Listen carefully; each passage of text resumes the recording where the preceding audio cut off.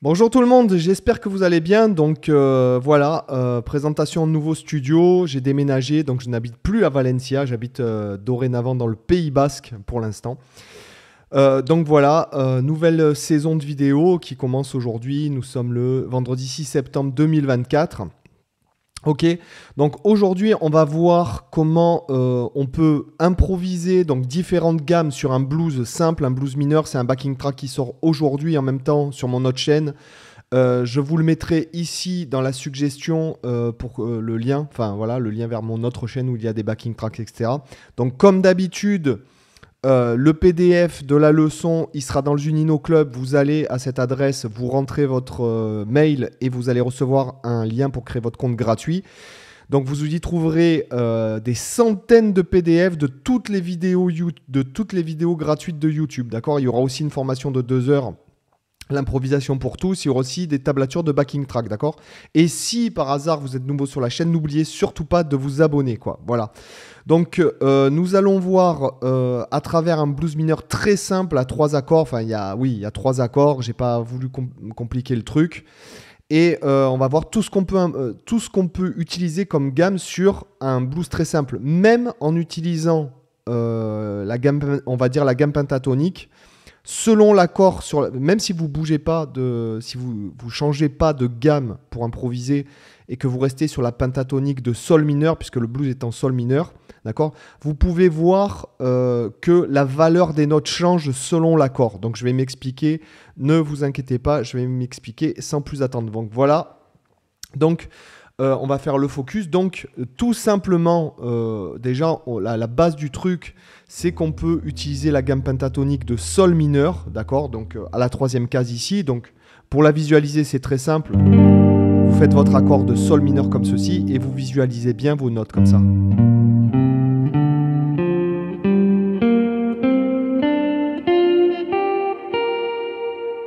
Ok, donc je vais rappeler les intervalles en les jouant. Donc fondamental, c'est le sol. Tierce mineure, si bémol. Do, en fait, ce sera la quarte juste. Ré, ce sera la quinte juste. Fa, la 7e mineure. Et on revient, en fait, sur la fondamentale. Donc, peut-être que... Est-ce que je dois mettre plus fort ? Non, je pense pas. Donc... il est fortement recommandé en fait de visualiser les intervalles et pour mieux les entendre, pour mieux se rendre compte de la valeur, de l'impact de la couleur de la note qu'a la note sur la couleur de l'accord, si vous voulez. D'accord ? La couleur de la note sur la couleur de l'accord. D'accord ? Fondamental, donc tierce, quarte, quinte, 7e. Et vous revenez en fait à la fondamentale. Et après, vous répétez ce schéma-là, c'est-à-dire fondamentale, tierce mineure, quarte, quinte, 7e mineure, fondamentale. Hein, vous visualisez bien, c'est facile sur la guitare. Hein, vous avez, d'accord, la fondamentale ici. Ok, ça c'est pour sol mineur pentatonique. Donc, vous la connaissez, en général, vous la connaissez tous. D'accord ? Après, on peut utiliser la gamme de sol mineur naturel. Ok, donc c'est la même chose que la gamme pentatonique, sauf qu'on y rajoute 2 notes qui sont la seconde majeure et la sixte mineure, hein, sol mineur naturel, ou sol aéolien si vous préférez. Donc moi j'utilise ce doigté-là, je préfère. Donc on va prendre un doigté, un doigt par case. Fondamental, d'accord, seconde majeure, tierce mineure. Donc déjà, ça vous fait une sacrée note de couleur. Hein. Moi j'aime beaucoup la mettre à l'octave, par exemple. D'accord ? Quarte juste, quinte juste, sixte mineure, 7e mineure et fondamentale. Et après, on continue. Seconde mineure, on la prend ici. D'accord ? Fondamentale, seconde majeure, tierce mineure, quarte juste, quinte juste, sixte mineure, 7e mineure, fondamentale, seconde. Moi j'adore la seconde majeure comme ça. Et tierce mineure. Alors moi personnellement je préfère les gammes 3 notes par corde parce que c'est comme ça que j'ai appris, ça fait plus de 30 ans que j'ai appris comme ça en fait. Mais cependant, par exemple, pour visualiser les intervalles, c'est beaucoup mieux de prendre un truc très scolaire par rapport à la position de l'accord. Ça, c'est vraiment la position telle que vous allez l'apprendre à l'école de musique ultra scolaire, d'accord? Moi, je préfère utiliser par exemple ça.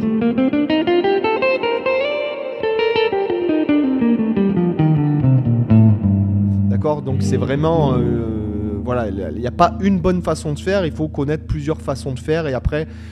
utiliser chaque façon de faire selon le contexte, selon les goûts, selon la façon que chacun a de mieux assimiler le matériel musical. Ok? Donc comme je vous disais, on va passer au 4e degré. Donc le 4e degré d'un blues mineur, c'est un Do mineur 7. Alors ce qui est intéressant lorsque nous allons jouer par exemple Sol mineur sur un Do mineur 7, c'est qu'on va faire sonner certaines notes de Do mineur. D'accord? Donc, bon, là, ça, c'est la mode dorien. D'accord? Donc, ça, vous connaissez tous votre gamme pentatonique. Là, je ne la rappelle pas de Do mineur, mais bon, pour l'instant, on s'en fout. Si vous jouez Sol mineur sur un Do mineur, ce qui est intéressant, c'est qu'il y a une note qui est mise en valeur, c'est la 9e. Ça nous fait sonner... Sur Do mineur, ça sonne comme ça.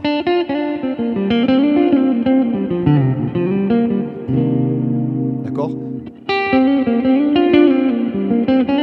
Pat Metheny, Miles Davis, tous les jazzman jouent beaucoup comme ça. Et puis sans parler de jazz, c'est ce qui est intéressant. Donc vous pouvez accentuer cette note-là, le Ré, qui par rapport à Do est la seconde majeure.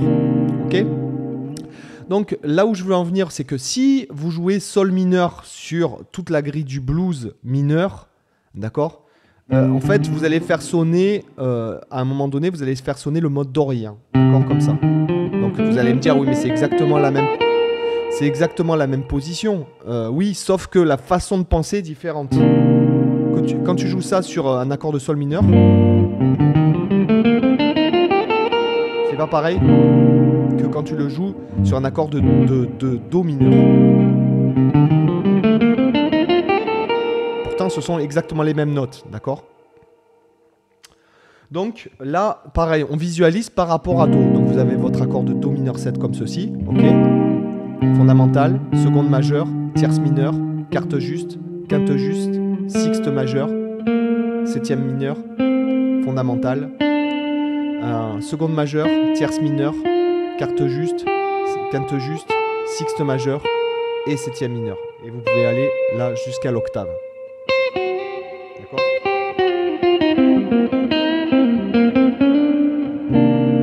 D'accord, par exemple là j'ai phrasé Do mineur pentatonique.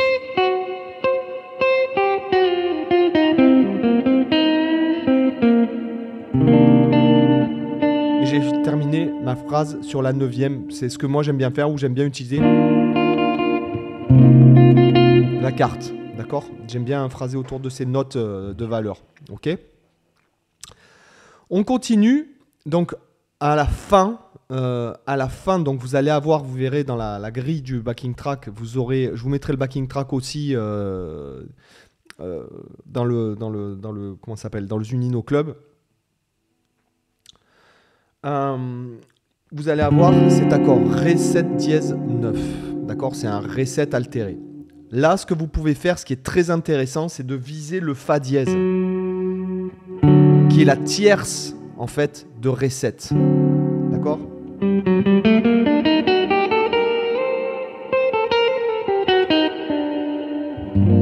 D'accord? Ça crée une tension. Par exemple, là, j'ai utilisé juste Sol mineur plus, en fait, la sensible, c'est-à-dire le... attendez, j'ai encore un problème de focus et c'est très pénible. Il se fait pas le focus au bon endroit. C'est pas grave. Pour l'instant, c'est la première vidéo du nouveau studio. Donc, je vais vous montrer Sol mineur harmonique que vous pouvez jouer sur un Ré 7. Attends, je fais une pause. Hop. Donc, le Sol mineur harmonique, c'est comme Sol mineur. C'est comme la gamme de Sol mineur. Si vous voulez, fondamental, seconde majeure, tierce mineure, quarte juste, quinte juste, sixte mineur, mais on aura en fait une septième majeure, d'accord? Donc c'est une gamme mineure avec une septième majeure. Comme le mode à éolien, mais avec la septième majeure. On appelle aussi la gamme mineure harmonique. D'accord ? Ce qui va faire sonner en fait un mode, pour l'instant on ne va pas rentrer trop dans les détails pour pas que ça vous embrouille trop, mais ce sera le phrygien majeur de Ré en fait.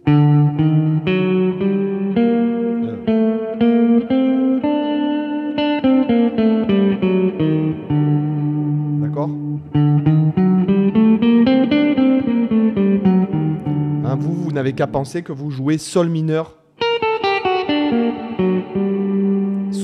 harmonique.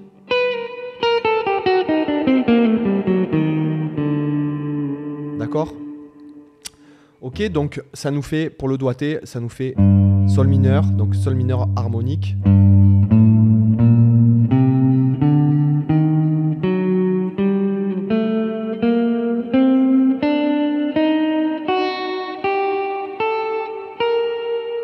Voilà, ça c'est la position scolaire pour bien visualiser les intervalles par rapport à votre position de l'accord, d'accord ?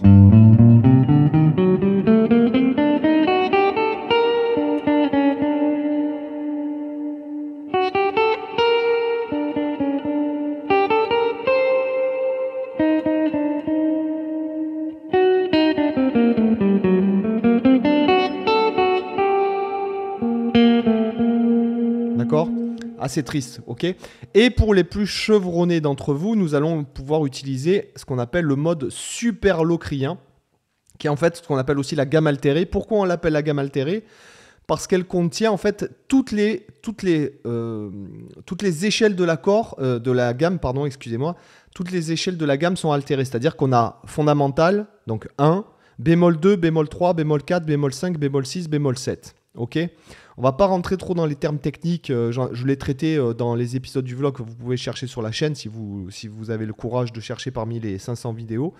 Ce qui serait en fait pas plus mal, puisque de toute façon, si vous ne cherchez pas, vous ne trouverez pas. Il faut chercher à un moment donné, on ne peut pas vous mâcher tout le travail, sinon vous ne progressez pas. Et par exemple, pour rester en fait dans le secteur dans lequel nous étions déjà, nous sommes autour en fait de la gamme pentatonique, on va partir d'ici, d'accord ? Ok ? Donc là, j'ai la fondamentale, je pars avec l'annulaire, petit doigt sur la seconde mineure, la tierce mineure ici en fait, donc bémol 2, bémol 3 ici, tierce mineure, avec l'index, bémol 4, d'accord, c'est on va dire un la bémol, un si bémol pour bémol 5, bémol 6, on va ici avec l'index, si bémol, donc septième mineur sur le Do avec l'annulaire, et on atteint la fondamentale ici. Et après, on continue, bémol 2, bémol 3, bémol 4, bémol 5, bémol 6. Hein, vous connaissez tous ce genre de plan, enfin, vous entendez souvent.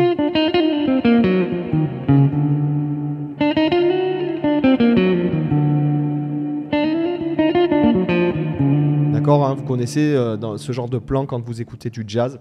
Donc ce sont les notes à viser, elles sont là. Même rien que vous feriez...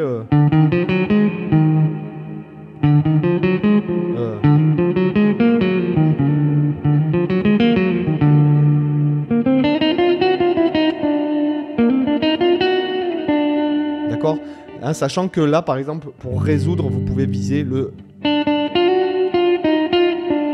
D'accord, vous pouvez viser la quinte, par exemple, de la quinte, c'est-à-dire l'accord de sol mineur qui est le Ré.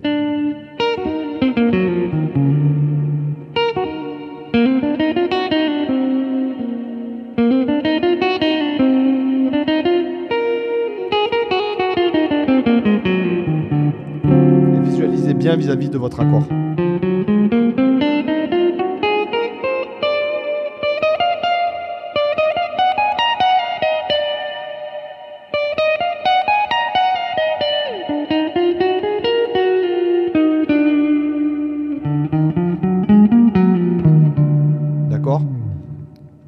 Voilà pour cette petite leçon d'improvisation. Donc important de viser les notes et surtout important de bien mettre en fait en relation les notes de l'accord sur lequel vous jouez avec les notes de la gamme que vous utilisez.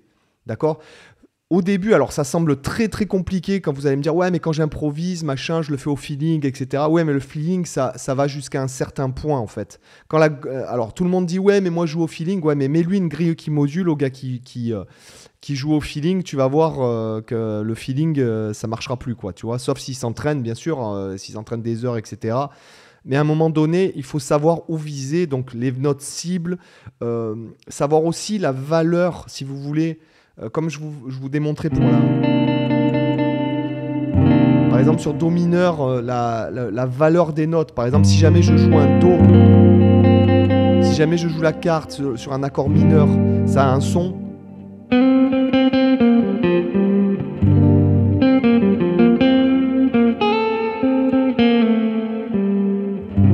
Voilà. Et après, je vous assure que vous allez vous rendre compte que moi j'aime bien utiliser cette note. Par exemple, moi j'aime bien utiliser la seconde et la quarte sur un accord mineur, d'accord ? Donc ça c'est personnel. J'utilise beaucoup donc la neuvième et la quarte, ce qui en fait me fait dire que quand je joue sur un accord par exemple de sol mineur, il m'arrive très souvent d'utiliser une triade par exemple qui va un ton au-dessus, c'est-à-dire une triade de fa majeur. D'accord ? Parce que sur un sol mineur, ça me fait sonner la septième mineure, la seconde, la quarte. Voilà, d'accord ? Donc, d'accord, ça me fait utiliser des notes de couleur. Et après, je fais mes phrasés. C'est après, vous créez votre propre style, etc. Donc, comme d'habitude, la tablature, elle est dans le Junino Club. Bon, pour ceux qui ne connaissent pas, vous rentrez votre email, vous allez retrouver tous les PDF de toutes les vidéos. Il y a des centaines de PDF. Il y a 2 heures de formation gratuite sur une formation qui s'appelle l'improvisation pour tous. Il y a aussi des tablatures de backing tracks et les vidéos sans la pub. D'accord ? Pour ceux qui ne sont pas abonnés, franchement, abonnez-vous, quoi. Et comment vous trouvez mon nouveau décor, sans déconner ? Merci. Tu vois, là, j'ai un nouveau truc, là, ça s'appelle un Stream Deck, et du coup, je peux switcher d'une scène à l'autre comme ça, avec un petit bouton, en envoyant des petits...